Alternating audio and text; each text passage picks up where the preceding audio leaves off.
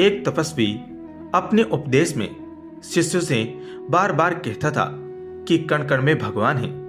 संसार में ऐसी कोई वस्तु और स्थान नहीं है जहां भगवान न हो। प्रत्येक वस्तु को भगवान मानकर उसे नमन करना चाहिए। यही उनकी शिक्षा का निचोड़ था। उनका एक शिष्य कहीं जा रहा था। सामने से एक हाथी तेजी से दौड़ता हुआ आया। महावत लगातार चिल्लाई जा रहा था, हट जाओ, हट जाओ, हाथी पागल हो गया है। शिष्य को गुरु का कथन याद आया। वह वहीं खड़ा रहा, यह सोचकर कि मेरी तरह हाथी में भी भगवान का वास है। भगवान को भगवान से कैसा डर। वह रास्ते के बीच में ही डटा रहा। यह देखकर महावत क्रोध से चिल्लाया, हट जाओ, क्यों मरने पर तुले हो।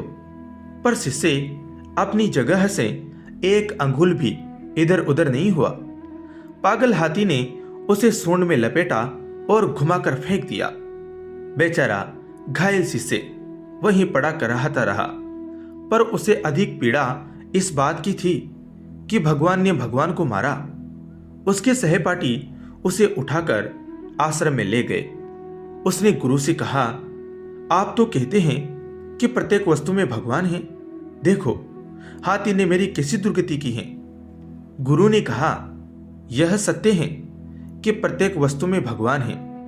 निश्चय ही हाथी में भी भगवान का वास है, परंतु महावत में भी तो भगवान है। तुम उसकी चेतावनी सुनकर मार्ग से हट क्यों नहीं गए। गुरु की बात सुनकर शिष्य को अपनी भूल का एहसास हुआ।